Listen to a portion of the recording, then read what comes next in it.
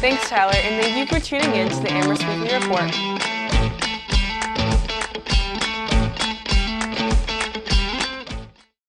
Hello and welcome to the Amherst Weekly Report with Amherst Media. I'm Asia Reed. And I'm Karan Chaudhary. The streets of East Hampton will finally be brought back to life as the Art Walk returns after a 2-year COVID pause. Creative performances and art exhibits will transform downtown on the first Friday of every month from 6 to 9 p.m. The Art Walk is hosted by East Hampton City Arts, whose mission is to increase opportunities for local artists and to host accessible art programs. The event is completely free of charge. Over 15 art venues will be showcased in the relaunching of the event. For future walks, artists are booked out until next March to have their work featured. East Hampton City Arts is also celebrating the grand opening of the art studio Kaleidoscope. The opening takes place at the same time of the relaunch of the Art Walk, and attendees are welcome to tour the new studio space. Kaleidoscope is a workspace intended for LGBTQ+ members to create artwork. Art pieces, gift certificates, and prizes will all be sold at the opening. Runners and walkers took to the streets on Saturday for the 11th annual UMass Dine and Dash 5K run. The race returned after a 2-year hiatus as a result of the coronavirus pandemic.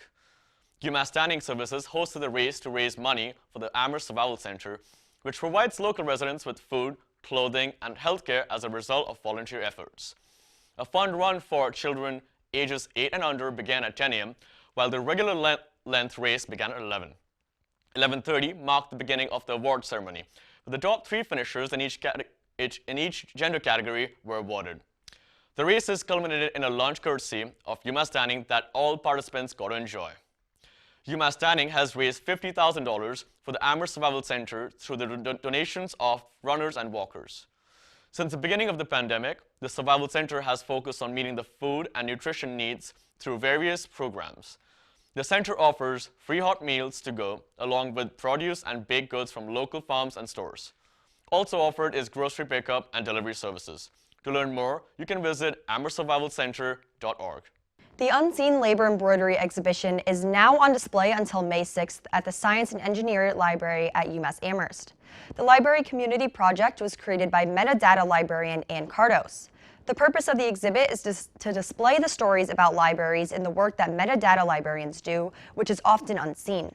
Cardos said, quote, "Metadata librarians in categories are the unseen labor of the library world. We create and maintain records for millions of resources in our library catalogs, and yet we may rarely or ever interact with a patron. We provide invaluable unseen back-end support for all library resources, for our colleagues, and for every single patron that uses the library for research." Over 35 creators have their embroidery on display. The pieces come from 20 U.S. states, Canada, and the UK. Cardos also said, quote, "I chose to use embroidery as our medium because it reminds me a lot of metadata work. The patterns and floss charts are the metadata that allow you to create a finished stitched piece, just like fields and subfields are the metadata that allow you to create a bibliographic or authority record for a library resource." After the exhibit ends, it will be moved to the Memorial University of Newfoundland in Canada from September to December. For many years, Amherst has been witnessing a shortage of housing options for its residents due to the increase of students wanting more off-campus housing in the area. According to the Amherst Indy, as of 2021, the total student enrollment at UMass Amherst is about 28,000 students and has only about 14,000 on-campus units available.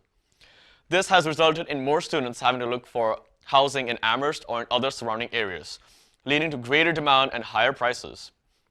UMass Amherst is responsible for creating new housing, but keeps continuing to accept more students than both local housing and university housing can handle.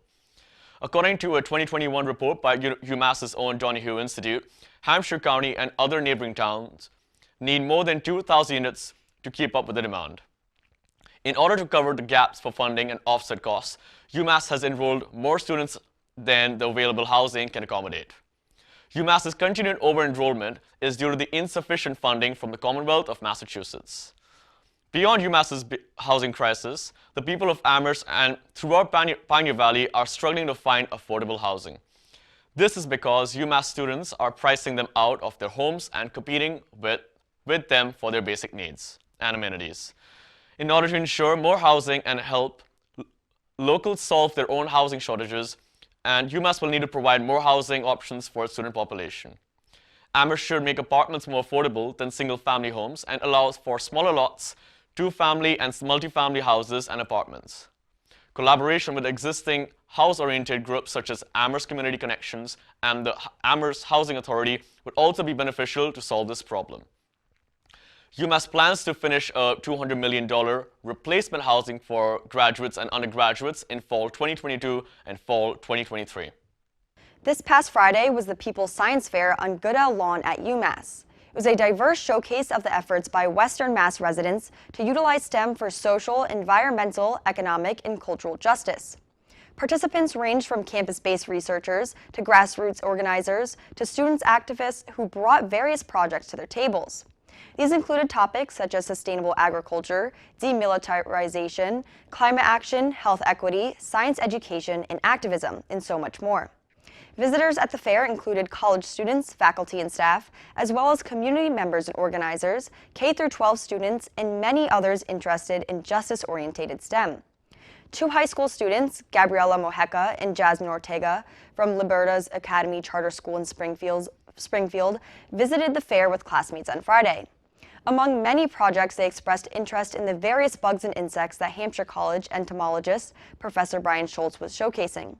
Another table at the fair was the grassroots organization Arise for Social Justice. With various committees, this organization works on several social justice projects based out of Western Massachusetts. Tatiana Cheeks is a member of Arise for Social Justice and represented the Mold Committee at the People's Science Fair, educating the community on mold, gaining support, and offering aid. Tatiana's participation in the event and organization is because of their own experience dealing with mold in a former residence in Springfield. She explained how her son Kai, who was able to accompany her at the fair, is, quote, like the face of the Mold Committee and is a human mold detector. It was after Kai got sick that she started to ask questions about the mold in her residence, leading Tatiana to uncover the depths of injustice that many in her community were facing in terms of their health. After facing homelessness, Tatiana was connected with the organization Arise for Social Justice and was given the resources that she needed. She now hopes to raise awareness for others in any help that can be given. This has included even connecting people with free air purifiers. The People's Science Fair showcased the diverse ways that Western Mass residents are working towards a just future and successfully connected a range of community members with their work. Now here's Tyler Baraldi with this week's Sports Report. Thanks, Asia. UMass baseball has had a packed schedule since our last broadcast, entering a 3-game series with Fordham before playing BC in the Beanpot Finals.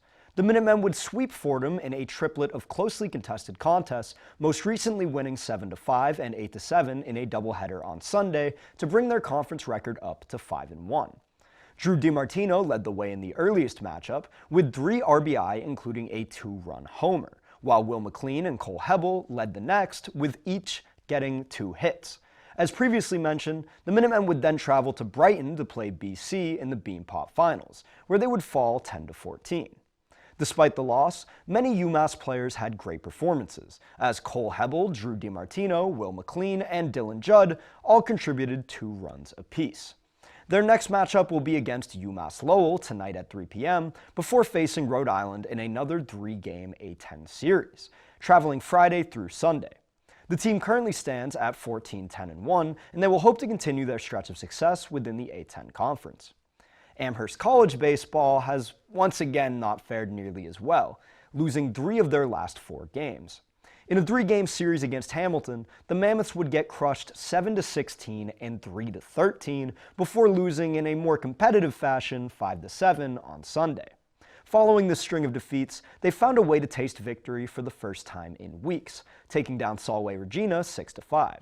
Camden New and Jack San Pedro scored crucial back-to-back runs in the 4th inning to take Amherst over the edge, as they were down 2-1 at the conclusion of the 3rd. They'll hope to keep this momentum rolling as they'll play Western New England University tonight at 4 p.m. before facing Trinity College in a 3-game series Friday through Sunday. After going on a 5-game undefeated streak, UMass Lacrosse fell to Towson 9-12. Towson maintained their lead throughout the game, never trailing past the first period despite a solid effort from the Minutemen. Mike Tobin tallied a team-high 4 points, while Kevin Tobin dropped 2 points and an assist. Logan Leisjeberg following close behind with a point and 2 assists of his own. After this loss, UMass stands at 6-4 overall, though it's important to mention again that 3 of those 4 losses took place in their first 4 games. This loss to Towson shouldn't really derail the momentum and confidence that this squad has built up throughout the season, and they'll hope to maintain this upward trajectory at home against Fairfield on Saturday at 3 o'clock. Rounding out with UMass women's lacrosse, the team is as dominant as ever, continuing their 9-game winning streak with a 22-8 blowout against George Washington and a comfortable 15-9 victory over Richmond.